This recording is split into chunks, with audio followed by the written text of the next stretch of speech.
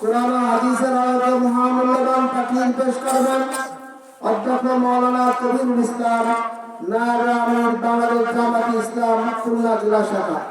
হযরতের মূল্যবান তাকরীর পেশ করার জন্য বিশেষভাবে অনুরোধ করা হচ্ছে। আসসালামু আলাইকুম ওয়া রাহমাতুল্লাহি ওয়া বারাকাতুহু। শীত খুব বেশি পড়িনি, কিন্তু আমরা কাছ থেকে মনে হয় যে শীতার পড়ে গেছি বেশি। আসসালামু আলাইকুম ওয়া রাহমাতুল্লাহি ওয়া বারাকাতুহু। আউযু বিল্লাহি মিনাশ শাইতানির রাজীম। বিসমিল্লাহির রাহমানির রাহিম। إنا بلوناهم كما بلونا أصحاب الجنة إذ أقسموا ليصرمنها مصبحين ولا يستثنون فطاف عليها طائف من ربك وهم نائمون فأصبحت كالصريم فتنادوا مصبحين أن اغدوا على حرثكم إن كنتم صارمين فانطلقوا وهم يتخافتون ألا يدخلنها اليوم عليكم مسكين وغدوا على حرد قادرين فلما رأوها قالوا إنا لضالون بل نحن محرومون قال أوسطهم ألم أقل لكم لولا تسبحون صدق الله العظيم। মিরের খুদলা জামে মসজিদ কর্তৃক আয়োজিত আজকের এই মাহফিল ইসলামী মাহফিলের সম্মানিত সভাপতি বিশিষ্ট আলেমে দ্বীন সাগরাদা আশরাফিয়া মাদ্রাসার সুযোগ্য মুফতি জনাব হযরত মাওলানা মুফতিজুল ইসলাম সাহেব, আজকের এই মাহফিলের প্রধান বক্তা হিসেবে আলোচনা পেশ করবেন বিশিষ্ট আলেমে দ্বীন খুলনা বিশ্ববিদ্যালয়ের মসজিদের সম্মানিত খতিব জনাব মুফতি আব্দুল কুদ্দুস সাহেব। বিশেষ বক্তা হিসেবে আলোচনা পেশ করবেন বিশিষ্ট আলেমে দ্বীন খাদিজাতুল কুবরা রাদিয়াল্লাহু তাআলা আনহা দাখিল মাদ্রাসার সহসুপার জনাব আলহাজ হযরত মাওলানা আব্দুস সালাম জাহিদি সাহেব। আজকের এই মাহফিলের মাহফিল এবং মসজিদের সম্মানিত ইমাম এবং খতিব জনাব মাওলানা আকরামুজ্জামান সাহেব। মঞ্চে উপস্থিত আছেন বাংলাদেশ জামাত ইসলামী তেরোগড় উপজেলা শাখার সম্মানিত আমির জনাব মাওলানা হাফিজুর রহমান শেখ, আমন্ত্রিত উলামায়ে কিরাম এবং মেহমানবৃন্দ সমবেত দিনী ভাইয়েরা, পর্দার অন্তরালের মা ও বোনেরা, আল্লাহ শুকরিয়া যে আমরা কনকনে শীতের মাঝে এই মহৎ মাহফিলে শরীক হতে পেরেছি। আলহামদুলিল্লাহ। শ্রোতা একটু কম তো, আর শীত একটু আছে, একটু জোরে সোরে বললে ইনশাআল্লাহ কোরআনের ফয়েজ এবং বরকতে শীত কমে যাবে ইনশাআল্লাহ। খেয়াল করবেন আমরা কোন সূরা থেকে তেলাওয়াত করছি, কেউ বলতে পারবেন? কোরআনে পড়ে কিন্তু সবাই আমাদের এই কোরআনে পড়ে আমাদের সবার ঈমান আছে, কিন্তু সূরাটার পরে তো ঈমান আছে। ওই সূরাটাও কিন্তু কিতাবের একটা অংশ, সূরাতুল কলাম। কোথা থেকে আমরা আলোচনা করেছি? সূরাতুল কলাম। সূরাতুল কলাম, কলম আছে না, কলম। এই কলমরে আরবিতে কলামুন বলা হয়। আরবি হলি একটু হরকত আছে তো, হ্যাঁ। কলম মানে কলম, ইংরেজিতে বলা হয় পেন। কলমটা কি জিনিস? আল্লাহ তাআলা সর্বপ্রথম যা সৃষ্টি করেন তাই হয় কলম। সুবহানাল্লাহ বলেন। পৃথিবীতে সর্বপ্রথম যে বস্তু করা হয় সেই বস্তুর নাম হচ্ছে কি কলম। একটা হাদিসে রাসূল সাল্লাল্লাহু আলাইহি ওয়াসাল্লাম বলেছেন কলম কি করেছে? কাতাবাল্লাহুল মাকাদিরা ক্বাবলা 50 আলফ সানা। এই কলম দিয়ে জগৎ সৃষ্টির তথা আসমান এবং জমিন সৃষ্টির 50,000 বছর পূর্বে আল্লাহ তাআলা কিয়ামত পর্যন্ত যত কিছু হবে সব কিছুর ভাগ্য তিনি নির্ধারণ করেছেন। সুবহানাল্লাহ। এই কাজটা যে বস্তুর মাধ্যমে করা হয়েছে তাকদীরটা যার মাধ্যমে লেখা হয়ে থাকে সেই বস্তুর নাম হলো কলম। এবং কোরআনে সর্বপ্রথম যে আয়াত নাযিল হয়, যে 5টি আয়াত নাযিল হয়, তার মধ্যে সেখানে আল্লাহ তাআলা বলেছেন আল্লামা বিল কলম। এই মানুষকে হাতে কলমে শিক্ষা দেওয়া হয়েছে, কলম দ্বারা শিক্ষা দেওয়া হয়েছে। সুতরাং এই কলম বা কলমের কথা কোরআনের বিভিন্ন জায়গাতে উল্লেখ করা হয়েছে। একটা সূরার নামই সূরাতুল কলম। এটা হলো 29 পারার সূরা, সূরাটি মাক্কি। আমি যেখান থেকে আলোচনা পেশ করেছি 17 নম্বর আয়াত থেকে, সূরাতুল কলমের কত নম্বর আয়াত? 17 থেকে তেলাওয়াত শুরু করেছি। আমি শুধুমাত্র অনুবাদমূলক ব্যাখ্যা করে শেষ করতে চাই ইনশাআল্লাহ। খেয়াল করে শুনবেন কোরআনে কিভাবে আল্লাহ তাআলা মানুষের হিদায়াতের জন্য আলোচনা পেশ করেছেন। এই আয়াত কয়টি? মক্কাতে কখন নাযিল হয়েছিল? মক্কার লোকদের কাছে আল্লাহ তাআলা কাকে পাঠিয়েছিলেন বলেন? আমার ওয়াজ কিন্তু শেয়ারিং সিস্টেম হবে, শ্রোতারা এবং বক্তা দুইজন মিলেই কি হবে আলোচনা হবে। তাহলে সবাই বক্তা সবাই শ্রোতা, আর ঘন্টা ভেঙে যাবে, শিক্ষা কমে যাবে। বুঝতে দেখছেন আমার এই মামলাটা কিন্তু সবাই বলছি রাস্তার উপরে কান টুপি দিবানি, এরপরে বেশি পারলে কি দেবো? চাদর দেবো। ঠিক আপনারাও আস্তে আস্তে কানের থেকে কি করবেন? কাপড়টা সরাই রাখবেন, কারণ কিসের আলোচনা হচ্ছে? কোরআনের আলোচনা হচ্ছে। মামলা যে বান্দা থাকলে চাদর দিয়ে আটকান থাকলে সবটা ক্লিয়ার শুনতে পারবেন না। এদের কানটা একটু হালকা একটু খালি করে দেন, যাতে কানের দমটা একটু বেরোয় এবং কোরআনের আওয়াজটা যাতে কানের মধ্যে ভালো করে ঢুকে যায়। ইনশাআল্লাহ চেষ্টা করেন, সবাই চেষ্টা করেন, ভালো বলবেন ইনশাআল্লাহ।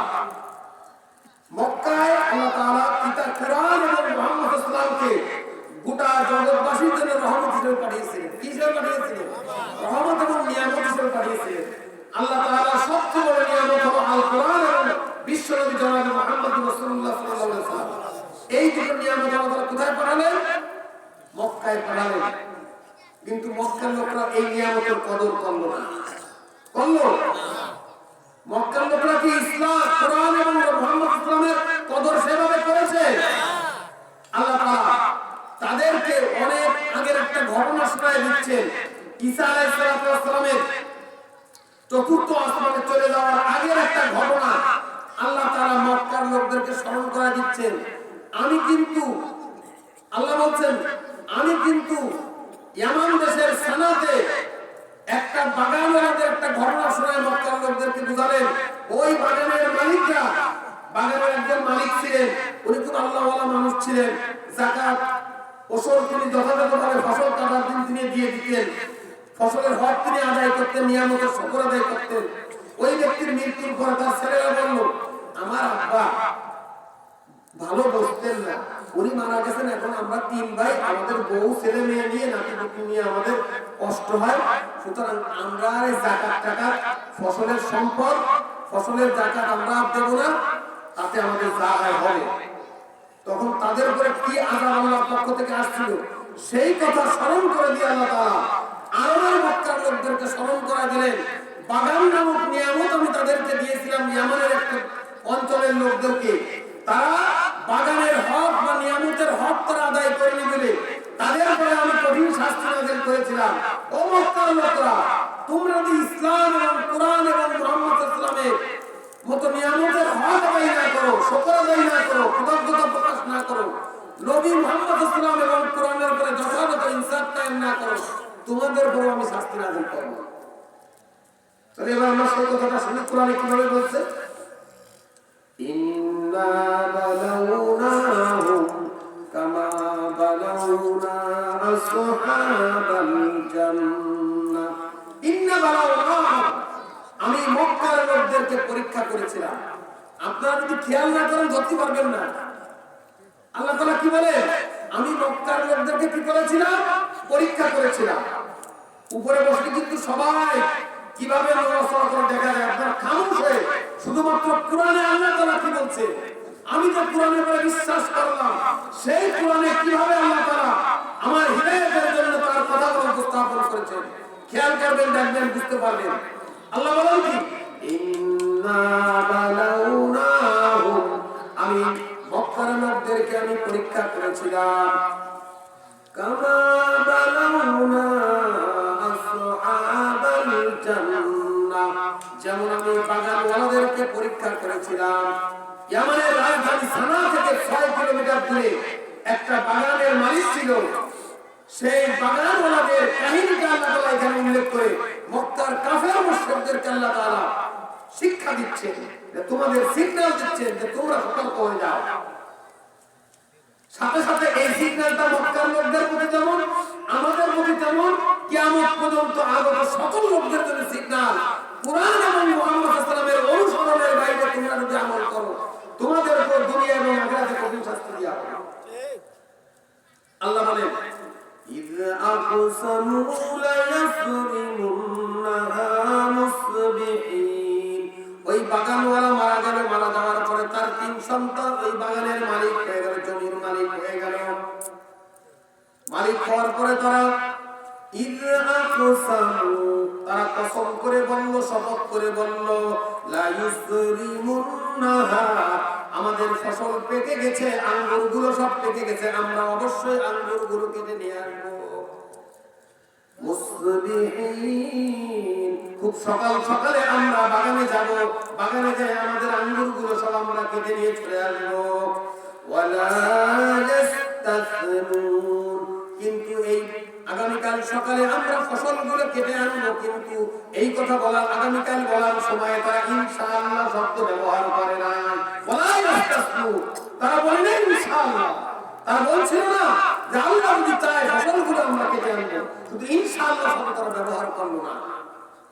ফাতাফা আলাইহা তাইফুম মির রাব্বিক, আল্লাহর পক্ষ থেকে একটা অগ্নি বাতাস ওই ফসলের আঙ্গুরের ক্ষেতের উপর দিয়ে প্রবাহিত হয়ে গেল। নাউজুবিল্লাহ। তারা নিয়াজ করলো কি, সিদ্ধান্ত নিল আগামীকাল সকালে যাব, ফসলগুলো ঘোরা পেটে কেটে আনবো, ইনশাআল্লাহ শব্দ ব্যবহার করলো না। আল্লাহ তাআলা রাতের বেলা কি করলেন, ফাতাফা আলাইহা তাইফুম মির রাব্বিক ওয়া হুম নাইমুন, তোমার প্রতিপালকের পক্ষ থেকে রাতের বেলা এক অগ্নিঝড়, অগ্নি বাতাস প্রবাহিত হয়ে গেল। ওয়া হুম নাইমুন, এই সময় ওই 3 ভাই ঘরের মধ্যে ঘুমিয়েছিল, রাতের বেলা ঘুমাইছিল। আর ঘুমের মধ্যে কি হয়ে গেছে, এলাকায় ফসলের এলাকায় কি হয়ে গেছে, আগুনের একটা বাতাস প্রবাহিত হয়ে গেছে। ফাসবাহাত কাসরিম, আর সকল ফসলগুলো একেবারে জ্বলে ভস্ম হয়ে গেছে, কোনো ফসল আর ছিল না। ফাতানাদাউ মুসবিহিন, সকাল হয়ে গেছে, ভোর উঠছে, এটা একটা কি, ফাতানাদাউ, তারা ডাকছে, না দাও, তারা ডাকছে একে অপরকে, মুসবিহিন, সকালবেলা। কি বলতেছে, আনিদু আলা হারসিকুম ইন কুনতুম সারিমিন, তোমরা যদি ফসল কাটতে চাও ভাইরা, তাহলে খুব তাড়াতাড়ি উঠে পড়ো, ঘুম থেকে উঠে চলো, আমরা তাড়াতাড়ি আমাদের খেতে চলে যাই, ফসলগুলো আহরণ করে আমরা ঘরে তুলে নিয়ে আসি। ফানতালাকু ওয়া হুম ইয়াতাখাফাতুন, তারা 3 ভাই পথ ক্ষেতের দিকে যাচ্ছিল, আঙ্গুরের ক্ষেতের দিকে যাচ্ছিল। ইয়াতাখাফাতুন, তারা জোরে জোরে কথা বলেনি, ইয়াতাখাফাতুন, ফিসফিস করে তারা কথা বলতেছিল। কেন ফিসফিস করতেছিল, যেন কোনো লোক শুনতে না পায়। শুনতে পারে কি হবে রে, এই যে ফসল কাটবো, আমার আব্বা যেভাবে ফসল কাটতে, তার পিতা যখন ফসল কাটতো, আশপাশের মিসকিনরা, গরিব মানুষ সব লাইন দিয়ে দাঁড়ায় যেত, ব্যাগ নিয়ে দাঁড়ায় যেত, যেগুলো কিছু তো ওরা আব্বা কিছু কিছু বাদ দিয়ে কেটে যেত, তাতে গরিব মিসকিনরা পিছন থেকে নেয়। আগে এক সময় ছিল আমাদের অঞ্চলে, ধান কেটে যেতেন আর পিছন দিয়ে কিছু মানুষ ধামা নিয়ে, কইকে নিয়ে অথবা ব্যাগ নিয়ে কি করতো, ধানের বাইর করতো না, মনে আছে, ওর বাপ ফসল কেটে নিয়ে যেত, আর ফসল ছেড়ে যেত, সেইগুলো গরিব মিসকিনরা খেয়াল করে নিয়ে আসতো, আর ওখান থেকে সবাই কিছু ওষুধ কিনে দিয়ে আসতো ওখান থেকে। আর আমাদের দেশে আরেকটা প্রচলন ছিল কি, খড় মলন মলার পরে মলন না, ওই খড় মারার পরে কিছু ধান হতো, ওইগুলো তিনি করতেন না। একটা কাটার সময় কিছু বাদ দিয়ে কাটছেন, কিছু পড়ে যেত, আর খড়ের মধ্যে কিছু থেকে যেত, আর তাদের যে ভাগ অংশ গরিবদের 10 ভাগের 1 ভাগ ওখান থেকে ভাগ করে দিয়ে আসতেন। এই লোকটা কেমন লোক ছিল? তার ছেলেরা কি করলো, সকালবেলা জমিতে এসে কি করলো, ফিস ফিস করে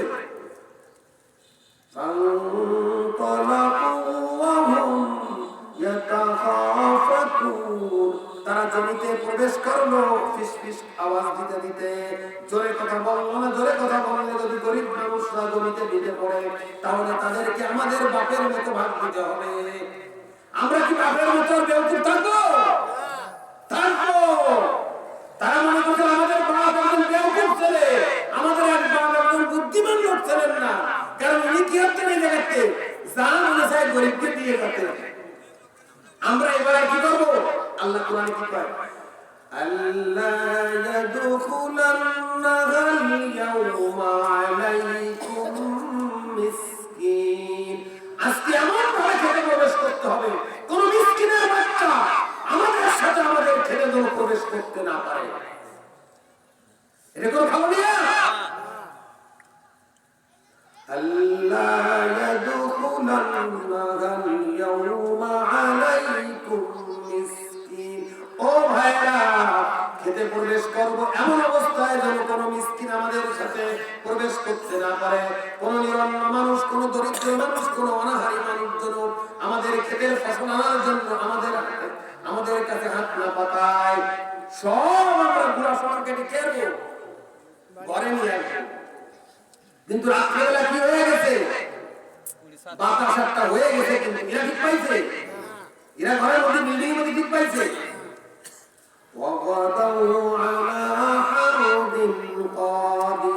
আমরা সব কেটে আনতে সক্ষম, সব নিয়ে আসবে।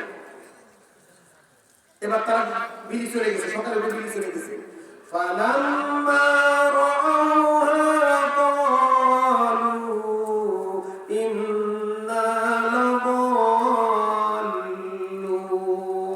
তারা যখন জমির সীমানায় পৌঁছে বলে, ভাই আমরা মনে হয় জমি ভুল করে আইছি, অন্যের জমিতে চলে আসছি। কারণ তারা আগের দিন বিকালে দেখে গেছে আঙ্গুর, টাস টাস আঙ্গুর, একেবারে বড় বড় আঙ্গুর হয়েছে, সব থেকে টুসটাস রসে রসে ভরা, গালে দিলে আমি গালটা ভরে যাবে এমন আঙ্গুর সব তারা বিকালে দেখে গেছে। সকালে এসে দেখে সব কি ফল খায়, তারা বিশালি দেখতে পাচ্ছে। তারা মানে এটা আমাদের জমি না, কারণ আমাদের জমি কিন্তু সুন্দর সুন্দর ফল হয়েছে, বিকালে দেখে গেলাম। এখন সকালে কি বল, যখন তারা তাদের জমি এবং ফসল দেখলো, তারা 3 ভাই বলল,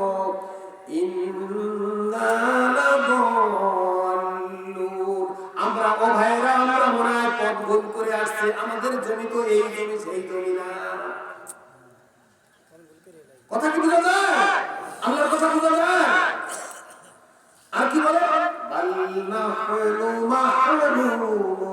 এদিকে টাকা দেয় যে আমাদের সীমানা বিলাপ তো ঠিক আছে, আমাদের জমি বিলাপ তো ঠিক আছে। এখন তারা কি বলে,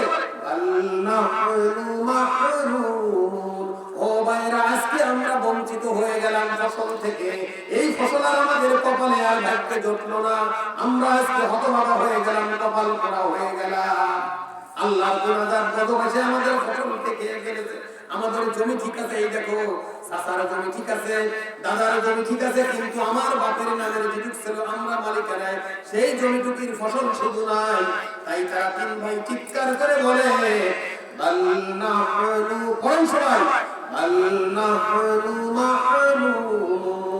আজকে আমরা আমাদের ফসল থেকে, নিয়ামত থেকে বঞ্চিত হয়ে গেলাম। এবার 3 জনের মধ্যে মাইজে ভাই একটু বেশি ভালো ছিল, সেই মাইজে ভাই কি করে, এবার ألم أقل لكم তুসাব্বিহুন। তাদের মধ্যে ভালো জন বলতে লাগলো, আমি না তোমাদেরকে বলেছিলাম ওই যখন তোমরা বলেছিলে আমরা আগামীকাল ফসল সব কেটে নিয়ে আসবো, আমি বলেছিলাম ইনশাআল্লাহ বলো, আল্লাহ তাআলার তাসবিহ পাঠ করো, যদি আল্লাহ চায় আমরা আমাদের ফসলগুলো ঘরে আনবো আর গরিবের হকগুলো আমাদের বাপ যেভাবে দিতেন আমরা দিয়ে দেব।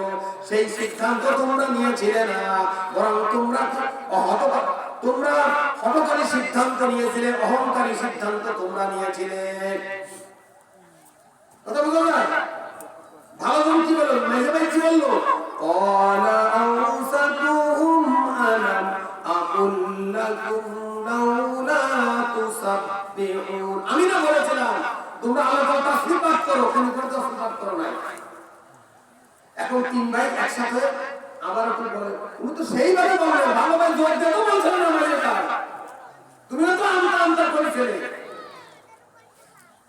এবার তিনজন মিলে একসাথে কি বলে, قالوا سبحان ربنا إنا كنا ظالمين। ইউনূস আলাইহিস সালাম যে দোয়া করেছিলেন সেম দোয়া। ইউনূস আলাইহিস সালাম কি দোয়া করেছিলেন সেটা বলেন কি করতে পারি? লা ইলাহা ইল্লা আনতা সুবহানাকা ইন্নী কুনতু মিনাজ জালিমিন। আল্লাহ তুমি ছাড়া সার্বভৌমত্বের কোনো মালিক নাই। ইউনূস আলাইহিস সালাম কয়েক হাত মাটি পানির নিচ থেকে, গভীর পানির নিচ থেকে তিনি বলছেন লা ইলাহা ইল্লাল্লাহ, আল্লাহ তুমি ছাড়া কোনো সার্বভৌমত্বের মালিক না, ইল্লা আনতা তুমি একমাত্র সার্বভৌমত্বের মালিক, ইন্নী কুনতু মিনাজ জালিমিন। আমি ইউনূস তোমার নবী হয়ে আমি জুলুম করেছি নিজের আত্মার উপর, আল্লাহ তুমি আমাকে মাফ করে দাও। ইউনূস আলাইহিস সালাম মাটির পানির মধ্যে থেকে হুঙ্কার ছেড়ে বলে আল্লাহ ছাড়া কোনো সার্বভৌমত্বের মালিক নাই। আর আমাদের দেশের রাজনীতি তারা বলে সার্বভৌমত্বের মালিক জনগণ। এই কথা হবে? আমাদের দেশের নেতা নেত্রীরা বলে কোরআনে কোনো রাজনীতির কথা নেই, আমরা কি তাওহীদ জনতা এই কথা মানি? কোরআন হচ্ছে রাজনীতির খড়ি। আলহামদুলিল্লাহ বলে কোরআন হচ্ছে কি রাজনীতির খড়ি। আর সেই কোরআন সম্পর্কে বলা হয় কোরআনে কোনো রাজনীতির কথা না। আমাদের দেশের নেতা নেত্রীরা বলে, আমাদের দেশের জনগণ বলে জনগণই সকল ক্ষমতার উৎস। জনগণ যদি সকল ক্ষমতার উৎস হতো, ইউনূস আলাইহিস সালাম কি পানির নিচ থেকে চিৎকার দিয়ে বলতেন লা ইলাহা ইল্লাল্লাহ, আল্লাহ তুমি ছাড়া কোনো সার্বভৌমত্বের মালিক না। সার্বভৌমত্বের মালিক কে? লিল্লাহি তাকবীর, নারায়ে তাকবীর। সম্মানিত ভাইরা, তিন ভাই তওবার দিকে চলে আসছে, তাদের ভুল হয়েছে না? আল্লাহ তাআলা তাদের অনুভূতিটা এত সুন্দর, কারণ তারা তো মুসলিম ছিল, ভুল তারা করেছে, এখন তারা কি বলে? রব্বিনা ইন্না কুন্না যালিমিন। আল্লাহ আমরা আমাদের আত্মার উপরে জুলুম করেছি, আমরা ভুল করেছি, আল্লাহ মাফ করে দাও। فأقبل بعضهم على بعض يتلاومون। আর একজন ছোটজন বড়জনকে তুই তোজলাই বলে, বড়জন মাঝিজন বলে, মাঝিজন বড়জনকে বলে, এরকম বলে পরস্পর কি করতেছিল? দোষারোপ করতেছিল। পরস্পর কি করতেছিল? দোষারোপ করতেছিল। দোষারোপের রাজনীতি করলে হবে না। আমার ইমান আমাকে সহি করতে হবে। আমি কোন মুনাফিকের খোলসের মধ্যে থাকলে হবে না, মুনাফিকের লিবাসকে খুলে ফেলতে হবে। কথা কি বলা যায়? فأقبل بعضهم على بعض يتلاومون। তারা একে অপরকে দোষারোপ করছিল। এখন দোষারোপ করে লাভ হয়েছে কোনো? এবার তারা আবার তওবা, এবার দোয়া করতেছে, তওবা তো করা হয়েছে, এবার দোয়া করতেছে আসা রব্বুনা আইয়ুবদিলানা খায়রাম মিনহা ইন্না ইলা রাব্বিনা রাগিবুন। সবাই একটু পড়ে, যে যেমন পারেন পড়ে একটু। আসা রব্বুনা আইয়ুবদিলানা খায়রাম মিনহা ইন্না ইলা রাব্বিনা রাগিবুন। হাত উঁচু করে দিয়ে বলে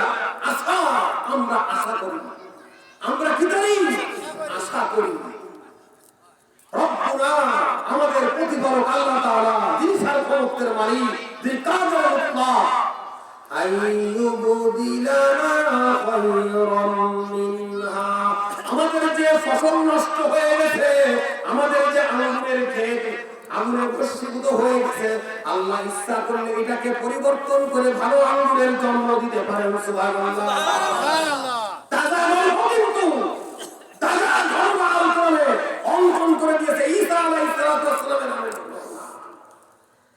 আমি যে আলোচনা করছি সম্পূর্ণটুকু তাফসীরে মারজুল কোরআনের মধ্যে পড়ে থাকে এককভাবে তাফসীরে মারজুল কোরআনের মধ্যে এই ঘটনা আমি যেভাবে বলেছি আমি ঠিক সেইভাবে বলার চেষ্টা করি যেভাবে তাফসীরে মারজুল কোরআনের মধ্যে আছে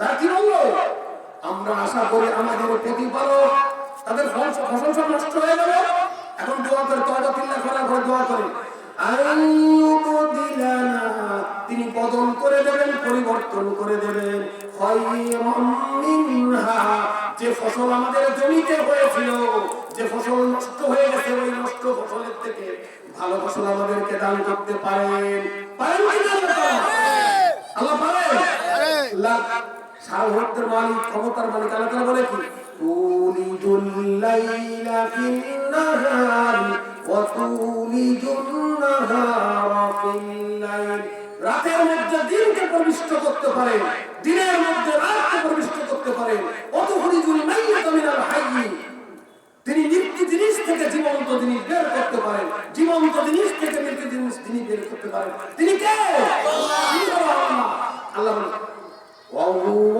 على كل شيء قدير তিনি সব বিষয়ের উপর ক্ষমতার মালিক আমরা কি আল্লাহ তাআলা অন্য কাউকে সার্বভৌমত্বের মালিক মনে করব এটাই হলো কালেমা কালেমার মানে হলো সার্বভৌম ক্ষমতার মালিক আল্লাহ তাআলাকে মনে করা কোন তন্ত্রমন্ত্রে বিশ্বাস করলে হবে না এক কালেমায় তাওহীদে বিশ্বাস করতে হবে এরপরে আল্লাহ তাআলা জানাই দিচ্ছেন ও বান্দারা শুনে রাখো দেখলে তোমাদের চোখের সামনে এমন একটি ঘটনা ঘটে গেল মক্কার লোকদেরকে চোখে আঙুল দিয়ে দেখাই দেওয়া হলো সেই ঘটনা আমাদেরকে কানে শোনাই দেওয়া হলো এরপরে আল্লাহ তাআলা বলে কাযালিকাল আযাব এভাবেই শাস্তি হয়ে থাকে নিয়ামতের কৃতজ্ঞতা প্রকাশ না করলে এভাবেই কিন্তু আযাব হতে পারে শাস্তি হতে পারে তারা কি করলো নিয়ামতের দাবি ছিল ওই ফসল যেদিন তারা কাটবে ওয়াআতু